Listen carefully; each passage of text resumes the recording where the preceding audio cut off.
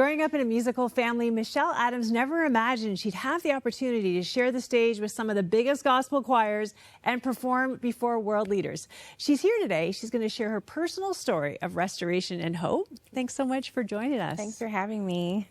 So I just want to start growing up. What was your life like when you were little?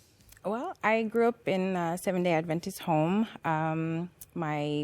My father is a singer, and every morning we would have family worship. He would wake us up with his guitar, and we would sing together. I grew up on hymns and just learning about God's Word as a child, singing in church as well. So music was a big part of my growing up, my upbringing. And were things good in the home? They were until they weren't. My parents, when I was going into my teenage years, my parents decided to have a divorce, and it really affected my siblings and I, and we all handled it differently. And I think for me, being the middle child, you know, my brother kind of left and my sister was too young to really understand what was happening. And I was just a little confused about why they decided to go that way, because they brought us up in a safe family home, and I didn't understand why they couldn't make it work.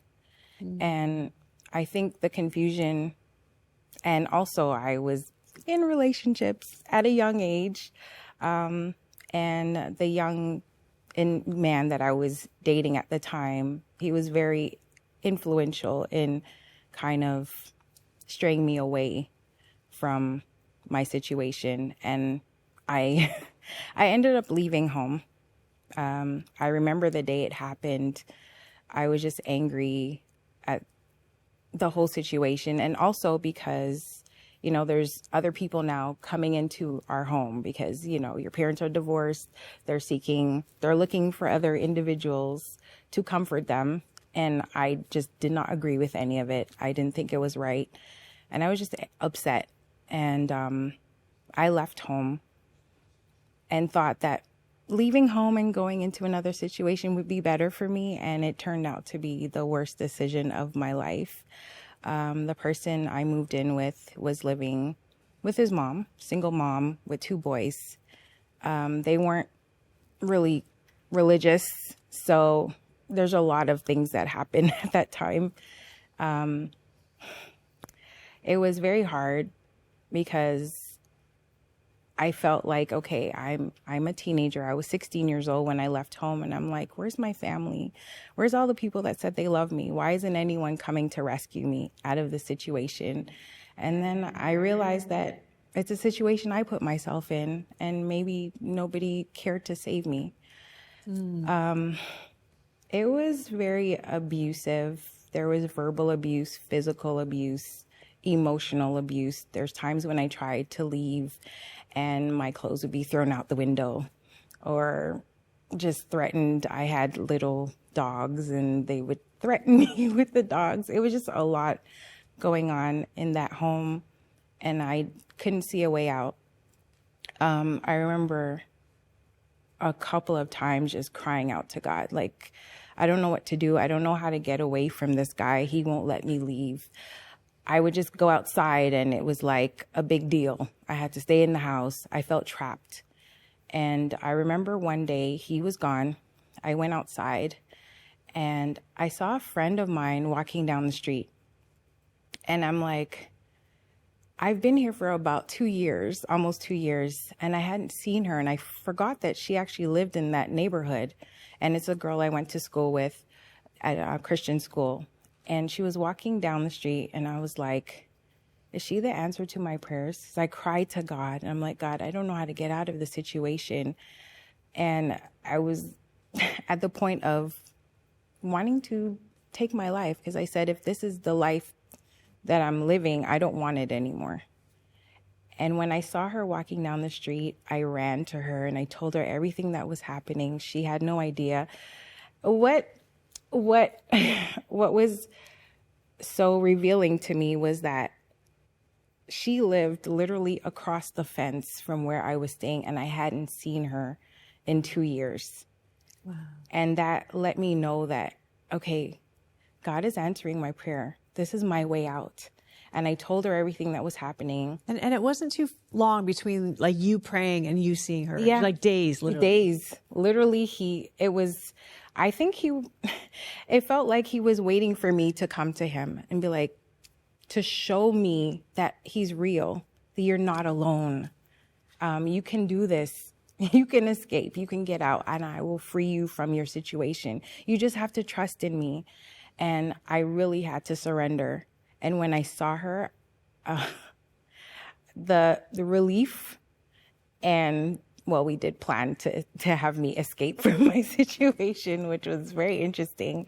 What happened was I told her what was happening, and maybe a few days went by. I called her. He was gone. I called her. I'm like, he's gone. She came. We threw all my stuff in garbage bags, and I went to her home. I stayed there for about 3 days, and then her father was a little concerned because I was still underage. I was about 17 at the time. And he's like, you have to go home. Wow. And I was like, sorry. Tough decision. I didn't expect to cry. It's okay. So even though I didn't know if I would be received if I went home, because everyone just saw me as this bad kid that left home, and I was just being wayward. When a young person leaves church and they leave home, they just consider you as a bad person. Mm-hmm. Nobody really inquires why you left. And that was like, I had to hold on to God and just trust that he would get me through that. So I went home. I knew that I would face a lot of critique and anger. And I remember the first thing that came out of my mom's mouth was, you better not do this again. And I said, I won't. And I had to really, in that moment, I had to forgive the situation. I had to also forgive myself and just trust that God will see me through all of this. It was a lot. It was a lot. And it was hard coming back to church also because everyone's now looking at you and it wasn't welcoming. Sorry that happened to you. I made a commitment to God when I saw my friend. I made a commitment to him that I would never walk away from him. I would never. I got rebaptized, and I said I will serve him till the day that I die. So I got rid of all my secular music. I did all of that. I just purged, and I said I'm committed, and I know what I have to face. But because he delivered me, I knew that I could trust that he would see me through everything. And it was challenging at first, but I think because I came back, it showed my courage. It showed people that God will forgive you regardless of how far you've strayed away. No matter the situation, no matter the reason, he loves us. And he wants us to come to him. He wants us to surrender ourselves to him so that he can do the work in us. And that's what he's done for me. I'm sorry that the church, sometimes we can be judgy, and there's God welcoming you home, calling you home, yes, running to meet you, arms around you. And sometimes we're the ones that are not living that out the way we should. And I'm sorry that happened to you, but I'm glad you held on to God. I'm glad you realized that he was welcoming you home. Yes. What has the journey for healing, right? Because you were experiencing a lot of abuse in that situation. You had home hurt. Yeah. What did the journey of healing look like for you?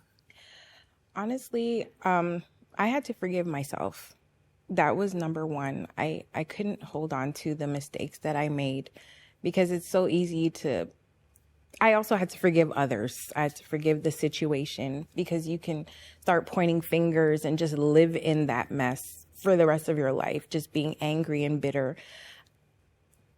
when God delivers you, you can't live in the same state you were in. You have to move forward, and you just have to trust the process. So healing for me was just freeing myself, forgiving the situation, forgiving any and everyone who has harmed me, and moving forward. That was my healing. That's the only way I could release and even be here to share my story. And know that I have purpose, know that I am loved in spite of my choices or the situation I was in. And I also prayed for the young man that I was in the situation with, because he was also struggling. So it was like two people coming together with our own personal battles and struggles, trying to make things work when that really wasn't a good idea. But I am grateful that God brought me through, and I have forgiven him for all of that. I've forgiven my parents. You know, they made a choice that was their choice. All I could do is show them grace, just as God shows me grace and mercy. And that was very freeing. That was very freeing for me. I'm thinking of someone watching this interview, because we all make stupid choices at different times in our lives. It may not be because we're 16. Sometimes it could be because we're 60. Yeah. And we all need to know that God is standing there with his arms outstretched, welcoming us home the second we turn back toward him. What message would you have for somebody who has that regret, who has to forgive themselves, who has suffered as a consequence of their choices? It's never too late. It's never too late. To come back home. God, that's what he wants. He wants us to rely on him. He wants us to know that in our own weakness, he strengthens us. He gives us the strength that we need to keep going. We just have to, it's really about surrendering, because a lot of decisions we make it's decisions that we made. It wasn't God who told us to do this. We made those decisions for ourselves. So fully surrendering and dying to self and allowing God to take full control over us is the only way we can make it through in this life, in this sinful world that we live in. That's really what it is. It's surrendering yourself, surrendering the situation. Just let God fight your battles, the battles that you really can't fight on your own. Let him do it, because he wants to. He loves us. So God loves us. And, you know, we can love better when we have received love that we know we don't deserve. Yeah. And so thank you for coming today to share your story. Thank you so much. And if you're in that situation at home where you have made a decision that you regret, and maybe you've been regretting it for 50 years, maybe you're in it right now, I want you to know that today's not your forever, and the situation you're in is not necessarily the only chapter in your story. Michelle's writing new chapters even now, and they're so much better than the one she was in. And if you just need someone with skin on to pray with you, please give our prayer lines a call, 1-866-273-4444, or you can send us an email at prayer@crossroads.ca. We would love to walk you home into the arms of your Father.